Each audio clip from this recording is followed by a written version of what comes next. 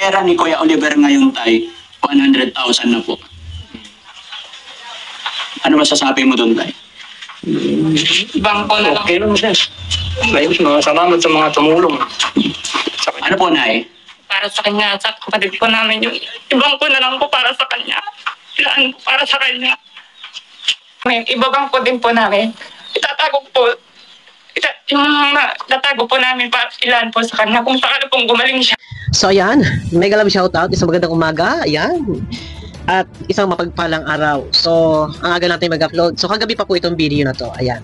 At eto na guys, ang topic natin ay, ito ay patungkol po sa pera ni Oliver. Pero bago yan, syempre, ay baka kayo nabibigla at yung sa iba na hindi nakakapanood, linawin ko lang po at ako po ay kabilang din sa group chat nila Daddy Frankie na ang mga tao po doon, ito po ay mga binubuo ng mga reactor ni Daddy Frankie, and salamat din pala kay Daddy Frankie ano po, at isa po ako sa napili na nandyan na mapabilang sa group chat, no, at to support yung programa niya. So ngayon, ang highlight topic po natin dito patungkol po sa pera ni Oliver. So ito na may na-update na ni Daddy Frankie ano po, at ito ay nasa 100,000. Nasa 100,000. So kung merong mga butal-butal, may pumapasok 200, 300 na nagbibigay tulong para kay Oliver. So nakatanggap po sila Daddy Frankie kahapon o isang araw ng isang message na ito ay di umano'y siya ay kamag-anak ni Oliver. At ang nakasaad po doon ay ibigay daw po yung pera para do sa mga kapatid, pamilya ni Oliver, para matulungan yung mga kapatid. Total, hindi naman daw po yung pera ni Daddy Frankie. Yun naman daw po ay nanggaling sa sponsor. Si Daddy Frankie naman daw ay saan daw naman pagagamitin yun. Eh wala naman na daw doon si Oliver. So medyo iba yung dating, iba yung himig ng pananalita. Ano po? So eto na. Guys, suportahan po natin si Daddy Frankie. Ano po? Yan. Nasa ganun naman ay mga dagot Samaritan. Eh may palaganap natin yung kanilang kabutihan na ginagawa. So ang tanong, kilala ba nila si Angelo? Yun po yung tanong na nag-chat.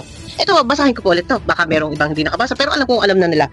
Ang sabi po dito, Daddy Frankie, concern lang ako. Total, wala na sa inyo si Oliver. Ibigay mo na lang sa mga pinsan ko yung pera ng kapatid nila. Sabi po ni Angelo. Para pati sila matulungan mo. Total, wala na sa poder mo si Oliver. Hindi naman sa iyo galing yung pera. Yung mga nanonood naman ang nagbigay ng pera na yan, hindi sa iyo galing. Medyo nakakaano naman to, sakit ng damdamin, no? At sabi nga, kamag-anak siya, ano pa ba gagawin mo sa pera na yan? Iba naman ang nag-alaga na. Iba naman ang nag-alaga na at nagpapagaling kay Oliver. Maigi nang mapakinabangan ng mga kapatid niya. So, hindi maganda to. Sa aking opinion nga, ay hindi ako sang-ayon doon. No? So, ito na po. Pinuntahan nila Daddy Frankie ang mga kapatid para kumpirmahin. Yan. Kung talagang ito ay kakilala nila, kamag-anak nila. So, ipi-play po natin. Huwag po natin kalimutan, ano? Suportahan po natin, guys, sila Daddy Frankie. Si Daddy Frankie. Pati ang Kalingap, sila Tatay Tekram, sila Pugong Biyahero, yan. Archie Hilario, mga dagot Samaritan. Suportahan po natin. Ayun, ano? Basta, lagi po natin tatandaan. Tayo as a reactor, nandyan, support tayo sa lahat na kanilang mga ginagawang pagtulong. Yan. Ito guys, kamag-anak ba nila? Kakilala ba nila si Angelo? Yon. So, Nay, siguro kilala nyo naman ako kasi napanood nyo na po nangyari, ano? Kaya po ako nandito. Gusto ko rin po kasi nga maliwanagan po ang lahat. Okay. Ayaw ko kasi tayo na sumama ang loob ninyo sa akin. Ayaw ko magalit kayo sa akin dahil mula nung inilapit sa akin ni Ballpoint Man, ang kapatid ninyo, tanging hiling lang namin is para matulungan yung kapatid ninyo. Okay. Kaya lang gusto ko lang linawin po, sino po sa inyo si Angelo? Wala, para matulungan yung kapatid ninyo. Kaya lang gusto ko lang linawin po, sino po sa inyo si Angelo? Wala po. Wala daw. Po kaming kilalang Angelo. Wala po. So malinaw na wala silang kilalang Angelo na nag-send ng message or nag-comment. Yan, wait. Wala silang kilala. Kasi yung nakasaad doon ay bigay daw. So malinaw po, ano po. Ang tanong natin, kilala ba nila si Angelo? So konfirmado po, wala po silang kilala. So, paano po yun? No. So, sino itong nag-chat na to?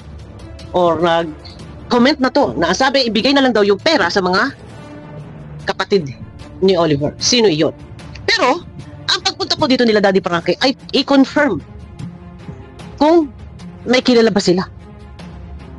Yun po ang isa sa mahalaga pakay ng pagpunta doon nila Daddy Frankie. Ano po? So dito, syempre, nandun na rin, wala naman silang alam. Wala silang kilala. So, naitanong na rin, na-discuss, na-pag-usapan, yung patungkol sa pera ni Oliver. Ito na guys, no? Pakiclick po muna na tapos. Guys, wag po natin kalimutan, supportahan sila Daddy Frankie. Ano po? Ito na. O, tuloy muna tayo guys. May pakinggan muna natin. Ano po? Wala po. Okay. Wala po kaming kilalang ihilo. Wala po. Okay. Nakita niyo po ba tayo, or napanood niyo po ba yung mensahe ni Angelo kay Daddy Frankie? Hindi pa masyado. Hindi masyado. Yung mga iba lang munang napanood to. Ay, yung iba. Okay. Pero alam mo po tayo, ang pera sa ngayon ni Kuya Oliver sa akin is 100,000 na. Yun. Daw sir, sabi nila. Pero ngayon ako po mismo nagsasabi, ang pera ni Kuya Oliver ngayon tayo, 100,000 na po. Ano masasabi mo doon tayo? Bangko na. Okay lang sir. Ayos, mga salamat sa mga tumulong. Wait. Ano po? Wait, ang tinatanong po kasi dito ni Daddy Frankie ay itong isang kapatid po ni Oliver. Ano po? Ang tinatanong. So, may sumagot po yung kapatid na babae. Ang tanong is, anong plano? Oh, wait lang ha, wait lang. I-back natin. No. Ano masasabi mo doon tayo? Bangko na. Okay lang sir. May sumagot na babae. Balikan nga muna natin. Ako'y nalilito eh. Si Kuya Oliver ngayon tayo, 100,000 na po. Ano masasabi mo doon tayo? Bangko na. Okay lang sir. Ayos, mga salamat sa mga tumulong. Kaya salamat din po. Ano po, Nay? Para sa kanya, sa kapatid po namin yun. Ibang po na lang po para sa kanya. Ilaan po para sa kanya. Yun lang po ang gusto mo sabihin. Wait po ate. Ang tinatanong kasi dito ni Daddy Frankie is yung kapatid. Ano po? So, agad sumagot si ate na ibang ko. Pero, sumagot pa rin si kapatid yung lalaki na ayun na, salamat po sa mga tumulong. Napakaganda po na pagsagot. Isang kapatid, ito po yung nandito sa lalaki. Ang sabi po yung salamat sa tumulong. Okay, napakaganda po. At hindi nalimutan yung pagpapasalamat. Pero si ate, yun nga, at biglang sumabat and then kinuhaan na rin ni Daddy Frankie ng pahayag. So, narinig nyo naman po siguro. Ano po, ulitin po natin. Ano po, narinig nyo na rin naman po siguro. Para mas malinaw, ulitin po natin. Ano po, at lakasan po natin. Yan. Ano masasabi mo doon tayo? Bangko na. Okay lang sir. Ayos, mga salamat sa mga tumulong. Salamat din. Opo. Ano po, Nay? Para sa kanya, sa kapatid po namin yun. Ibang po na lang po para sa kanya. Ilaan po para sa kanya. Teka, Yun lang po ang gusto mo sabihin. sa kapatid po namin yon, ibang ko na lang namin po para sa kanya. Medyo guys, iwasan po natin muna mangbas. Wag pong ibabas yung mga kapatid po ni Kuya Oliver. At sabi ko nga po sa inyo, ang pagpunta po dito ni Daddy Frankie, ang unang-una ay i-confirm kung kilala nila yung ako si Angelo. So, confirmado naman na hindi naman po kilala nila. And then, doon naitanong na din ni Daddy Frankie kung anong plano doon sa pera. Ano po, ang unang tinanong yung lalaki, and then sumagot naman ito si ate, ang sabi, ibang ko na lang. So, kayo po ang aking kukuhaan ng opinion. Ano po sa palagay ninyo? Yung pera na binigay po ng mga sponsor, sa isang panawagan lang po ni Daddy Frankie, agad tumugon ang mga minamahal na viewers ng Team Daddy Frankie. Sa pamamagitan po ng GCash, nakalikom ng 100,000 or higit pa kasi may mga nagbibigay ng mga putal-putal. Ano po? So ano sa palagay ninyo? Marapat po ba na yung pera na ibinigay ng mga viewers pang suporta para kay Oliver, ito po ay suporta pambili ng mga gamot, diaper, or kung ano pa man, ay marapat po ba na ibigay sa kapatid para ibangko? Ano po? Ano po sa palagay ninyo? Kasi yun lang daw po masasabi niya, ang gusto niya ibangko para kay Oliver. Ano po? Ano po? Ano po? Kapatid po namin yun. Ibang po na lang. Ano masasabi mo doon tayo? Ibang po na. Okay lang sir. Ayos, mga salamat sa mga tumulong. Ano po, Nay? Para sa kanya, sa kapatid po namin yun. Ibang po na lang po para sa kanya. Ilaan po para sa kanya. Okay, malinaw po. Medyo naging maramdamin si ate. At ang sabi po niya ay para sa kapatid po namin yun. So, ibang ko na lang po. Pero ang lahat ng ating mga minamahal na viewers ay pwede po kayong mag-comment. Iwas lang po sa pag-comment ng alam natin ito yung makakasakit sa damdamin po. No? Yun lang aking gagamitin na video clip at sa mga gusto pong makapanood ng kabuuang video, pwede nyo pupuntahan doon kay Daddy Frankie. Supportahan po natin. At mas maganda po na wag po natin skip yung ads. Malaking bagay po yun. Ano po, bilang pagsuporta kay Daddy Frankie. So ako yung magbibigay ng aking opinion patungkol po sa mga bagay na yan. Unang-una, sabi ko nga, ang una, isang pakay na kaya pumunta doon, i-confirm na kung yung si Angelo ay kakilala. So, hindi nila kilala.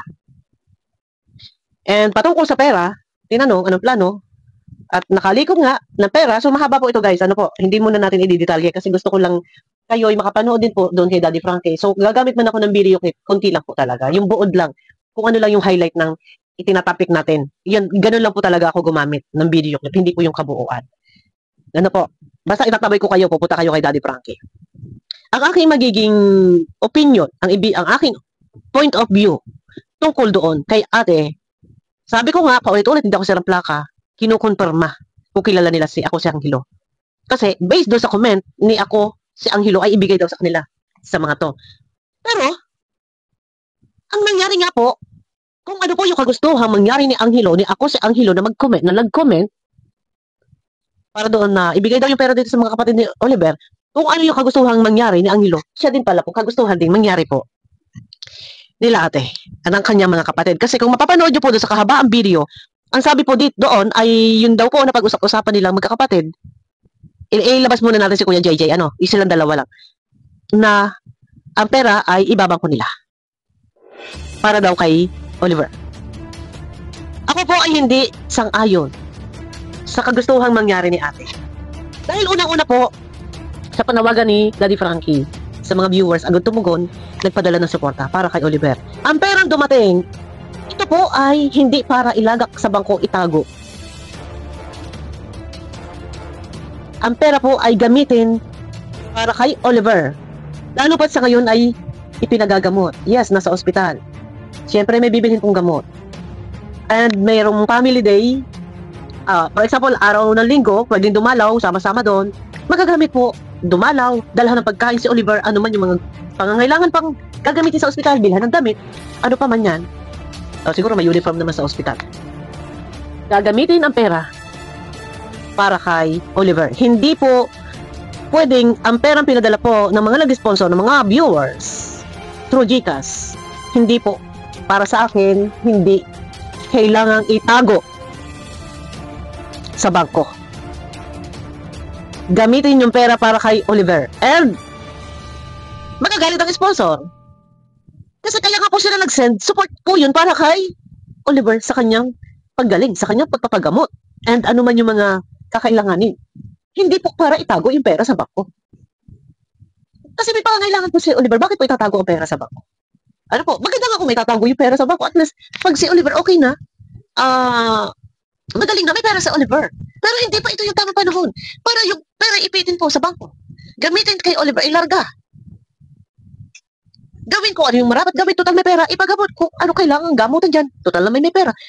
Baka nga po yan ay madadagdagan pa sa tulong ng mga sumusuporta ng mga sponsor. Ano po?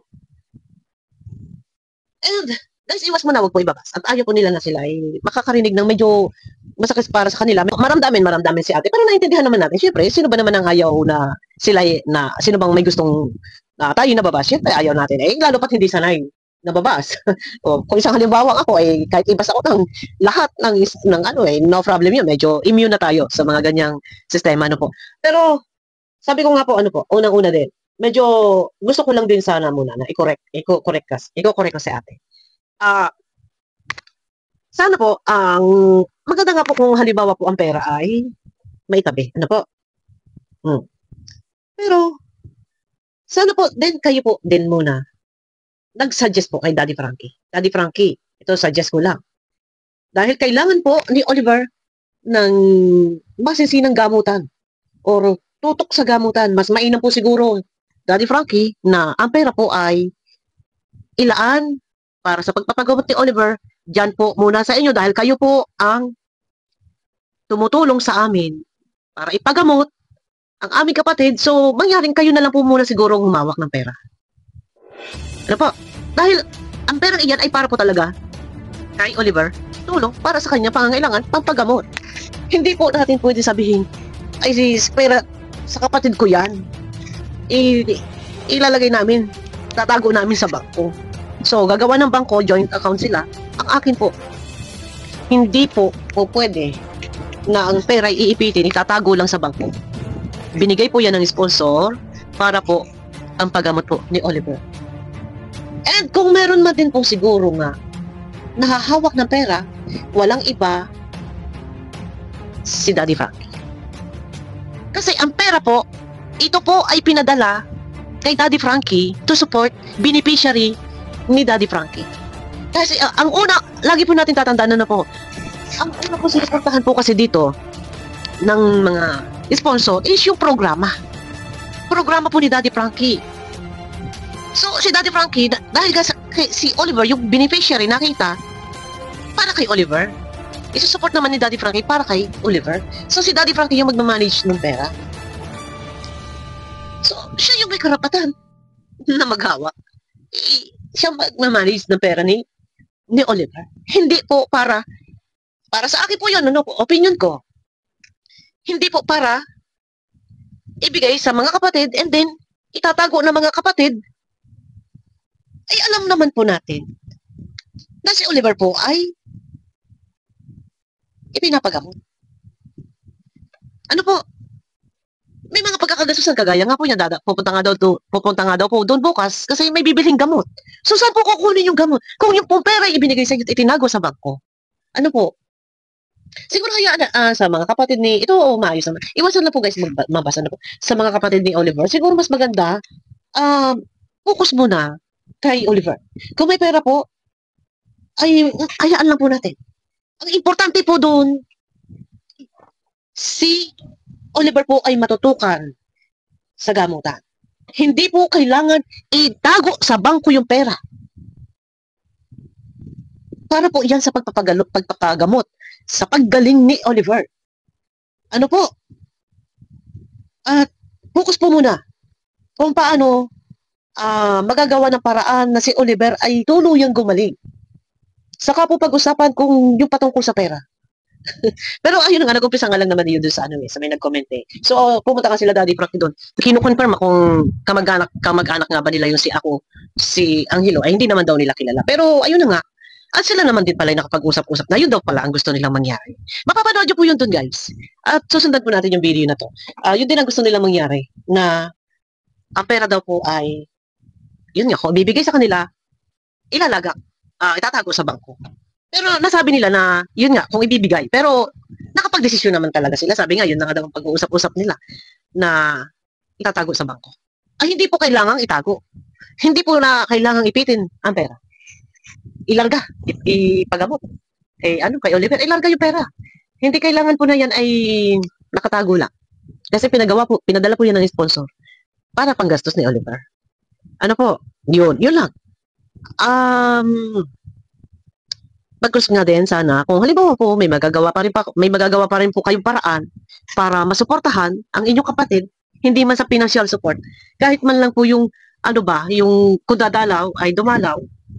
Pero sabi nga po, tinanong ni Daddy Frankie kung sakali na dadalaw doon sa family day, dadalawin si Oliver, pwede ba sila? Sabi ni ate, hindi siya pwede.